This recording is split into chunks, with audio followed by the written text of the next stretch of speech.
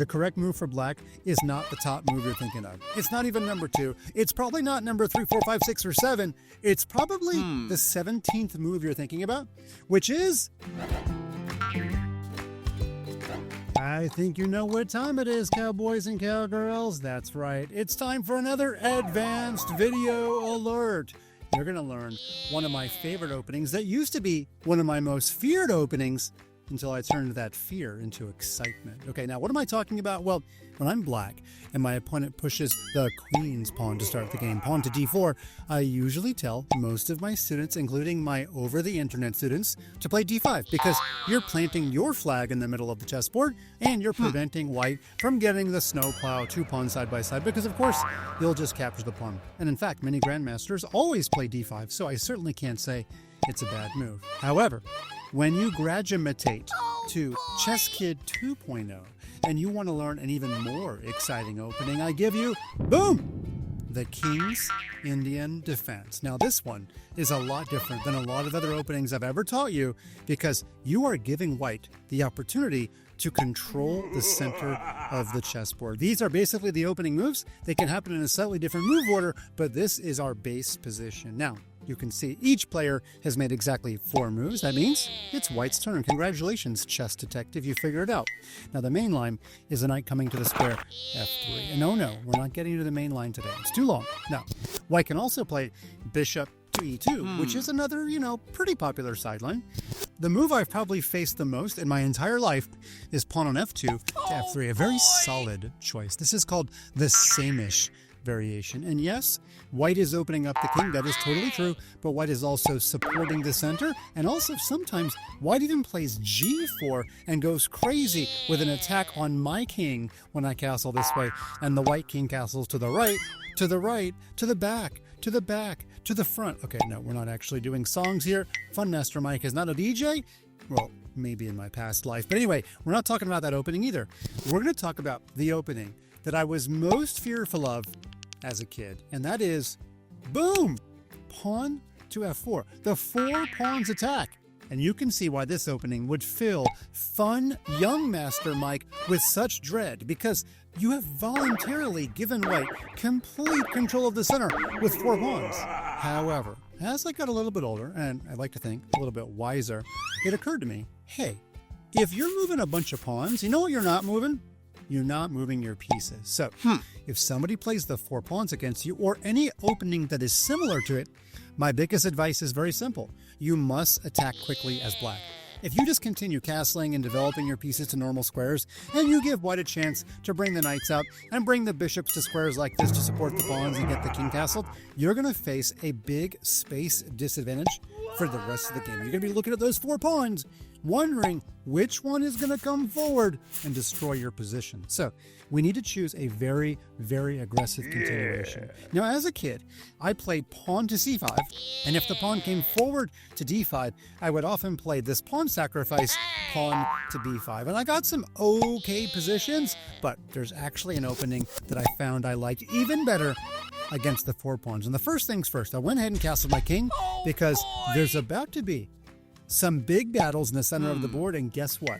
I do not want my king to be involved in those battles. I want my king crisscross applesauce, as my favorite kindergarten teacher used to say, off on the side of the board where I'm just kind of, chilling, waiting for things to happen. Now, white pretty much always plays the move knight f3, and here comes the key move. This is a move I would have never predicted until I studied this opening, because on this turn I can almost guarantee you the correct move for black is not the top move you're thinking of. It's not even number 2. It's probably not number 3, 4, 5, 6, or 7. It's probably the 17th move you're thinking about, which is knight to a6. Why would our knight go to the edge of the chessboard, especially when he can't even get back to the square c5 because that pawn on d4 is there? Well, again, that's called foreshadowing, kids. I don't just draw arrows to waste paint. I draw arrows to inform and educate. We are going to do something about that pawn on d4 coming up really, really soon. Now, white almost always plays the move bishop to e2, and now is the time to do something about this pawn. Now, you may be thinking, let's play pawn c5, because this knight supports that pawn. That's an okay idea. But if the pawn comes forward to d5, it's not 100% clear if our knight belongs on this square. Now, there is actually an idea where the knight drops back to c7 and helps to support this pawn in his journey to b5. That actually is somewhat reasonable. But if we go back, I've got a much more exciting idea to destroy this pawn and get this knight back in the game. And that is the pawn sacrifice. Boom! Pawn to e5. Probably not even the top 17 moves you looked at. Because when this pawn comes forward, it's being attacked 1, 2, 3 times. It's only being guarded once. But remember I told you, we are better developed in this position. Our king is castled, white's king is not. We need to act really, really quickly before white is able to support the center. Now, white almost always takes with the f-pawn. And we're going to take back with our pawn. And now we reach a key branch in the tree, because in this position there are 3 different ways that the game can go. 3 different branches to the tree, and those are pawn takes pawn, knight takes pawn, and pushing the pawn forward to d5. And guess what? This is a complete video. We've got time. Please don't watch me at 1.5 speed, or if you do, watch the video 3 times, because this is going to be a critical moment. Whenever you sacrifice a pawn, you better know what you're doing, okay? So let's take probably the worst move first. Let's say that white plays pawn takes. First of all, white has a very, very ugly extra pawn. Yes, technically white's up a pawn, but white now has 2 isolated pawns on the e-file, and there's a big hole on d4, which means my knight is going to be able to get back in the game. In fact, this is a really simple position for black. Queen takes queen. I don't think that white wants to take with the king. White won't be able to castle, so white's going to take back with one of the minor pieces. Let's say bishop takes. Of course, our knight is in danger, so we're going to play knight to g4, which double attacks the pawn. And I should mention, if I ever win this pawn back, I'm simply better. There's a massive hole in the dark square, and white will very easily have the weakest pawn on the board, which, oh, by the way, my knight is able to hop into whenever he feels like it, okay? So in this position, let's just say bishop to f4 happens. White is, of course, guarding this pawn. Now here, we can just play the very simple rook to e8, and I do not see a way for white to guard this pawn a 3rd time. In fact, if we really needed to attack it a 4th time, our knight could go to either of these squares and then hop into d3 with check, which would fork the king, the bishop, the pawn here that I've already got highlighted, and the other pawn here. It would be a giant spider, octopus, pick your animal fork. But there is absolutely no way I'm not getting at least my pawn back with a better position. Okay, let's go back to that pawn sacrifice move with my pawn on e5. We said white's going to take. We're going to take back. This is the major branch to the tree. Now, in this position, white could just push the pawn. However, if white pushes the pawn, we're kind of getting what we want. Our knight immediately is able to hop into the c5 square, double attacking this pawn, and let's just say that white guards the pawn with the queen. Seems like a reasonable move as any. We have kind of a shocker in this position. Often here, I play pawn to a5, and what that move does is it prevents white from playing b4, which means our knight gets to sit there for a long time. Our knight is very happy. However, we have a shocking idea. We can actually play knight on f takes e4. Immediately, we are capitalizing on our lead in development. And the idea is that when the knight takes, here we can play bishop to f5, which pins the knight to the queen. If we win this knight back, we of course won an extra pawn, so we're going to be really, really happy about that. And if white tries to guard the knight, let's just say the bishop comes to d3, which is one line. Here, might think we're going to take the bishop, but actually no. We're going to take the knight with the bishop, and when the bishop takes back, then we're going to play f5, and when the bishop runs away, in a shocking upset, it is Fun Master Mike's pawn center that gets to jump forward and dominate the center of the chessboard. I'm winning my piece back, and you know what? When I open the e-file, I'm even going to start putting rooks there to go after the white king. This has been a huge success for black in the opening. I've never actually gotten to play this trick, but if I did, I would definitely be ready. Okay, we're going to go back one more time to this key position, and I am going to show you when I got in this position for the very first time what actually ended up happening. My opponent played the move that looks like it's the most reasonable, because if you're white, think about it. You definitely want to take this pawn, and you want to keep your pawn on this square to keep the knight out of c5, so why not take with the knight? Why not keep a 3-pawn wall in the center of the board and keep the knight out of c5? All of that makes perfect sense. Now remember, you got to act really, really quickly as black because you just sacrificed a pawn and white is about to castle, get the bishop in the game, support the center, and white would just be better. So we're going to play the move pawn to c5. Where there's a will, there's a way. We are definitely breaking through the center of the board right now. We are double attacking this pawn, and there's not a lot of great moves for white in this position. Here's one very fun line.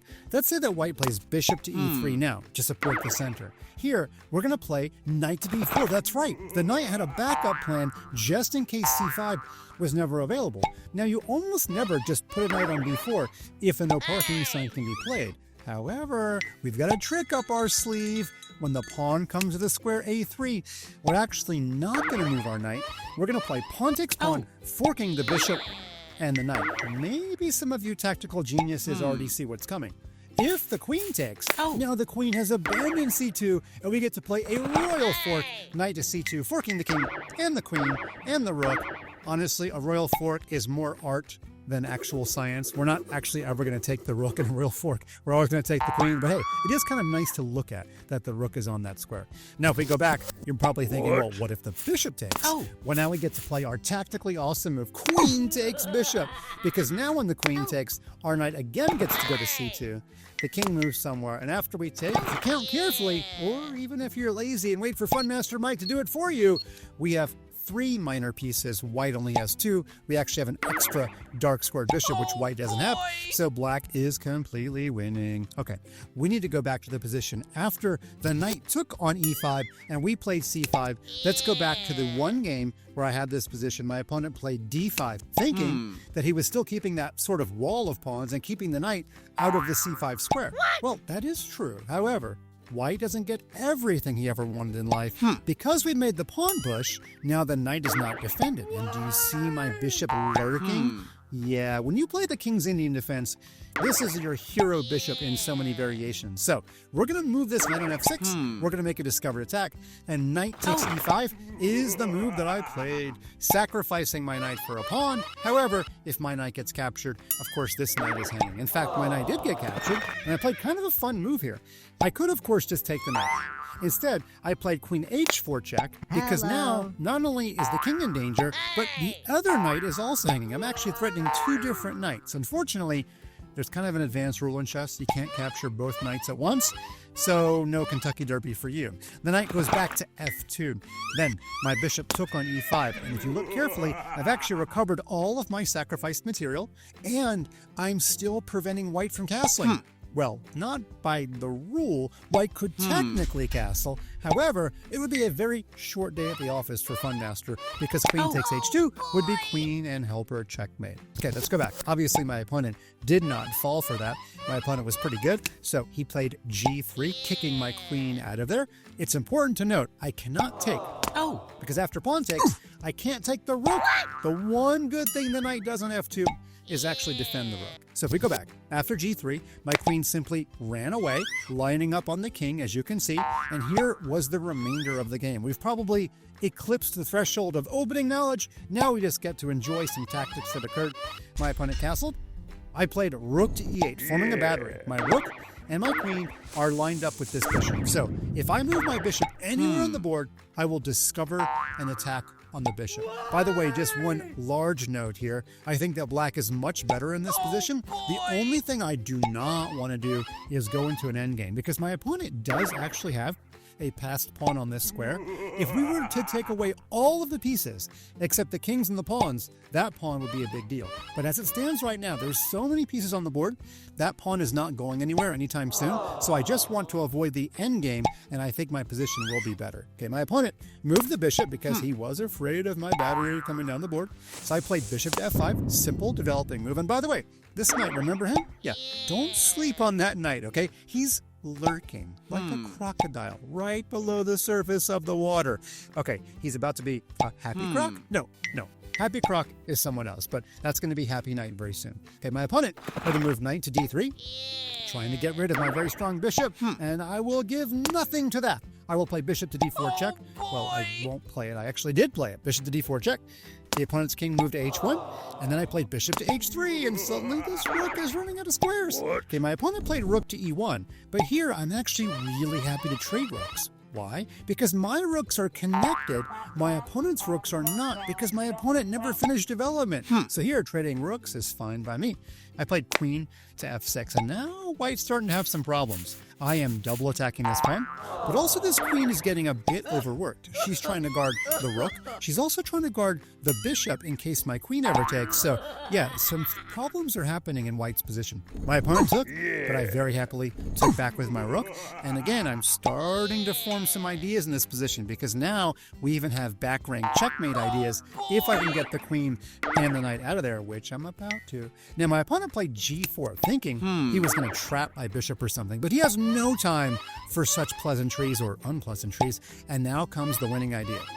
I noticed if this knight is no longer on the chessboard, then I have really fancy chess moves. Now, if you could just picture that knight gone from the board, we're going to sprinkle some pixie dust over the knight, make him disappear for a moment. Can my producer do that? Yes, because my producer is an artistic genius. That knight has disappeared for the moment. We're going to play queen takes bishop, because then when the queen takes, rook to e8 is leading to checkmate, as long as that knight on d3 is not waiting for me. Okay, so let's go back. How can we get rid of this knight? Oh yeah, remember our crocodile right below the surface of the water? Knight to b4. Our knight comes shooting out of nowhere to distract the white knight. And again, if the knight takes, you already know what to do. You sacrifice the queen and then played a back rank move. And by the way, for all of you grandmasters out there who are noticing that you could play rook check first, and in fact, might even be a smidge faster, well, you're actually quite correct. When the queen takes bishop is immediate checkmate. Look at how my diagonal movers have invaded the white position. Okay, so let's go back.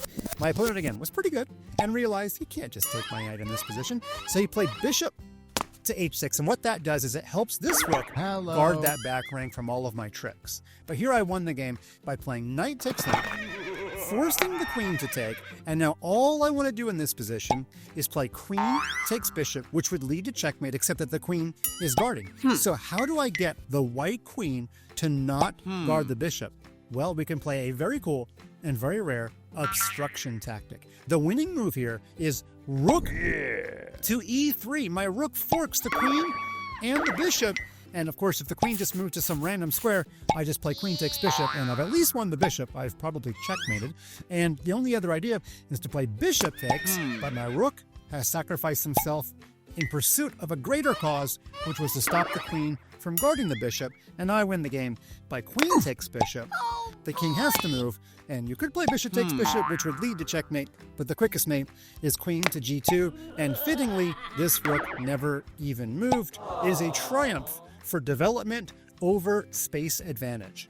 So you see, kids, today we learned two big things. If your opponent is pushing a whole lot of pawns at the beginning of the chess game, the best thing you can do is to answer with very quick development and then attack those pawns quickly before your opponent catches up in development. And on another note, if you're fearful of something in chess, or if you're playing against an opening that you get bad results against, that is a great time to study that opening and come up with a system that you enjoy, as I did. And now I welcome this 4 pawns attack. Anybody want to play it against me? Yeah, I don't think so.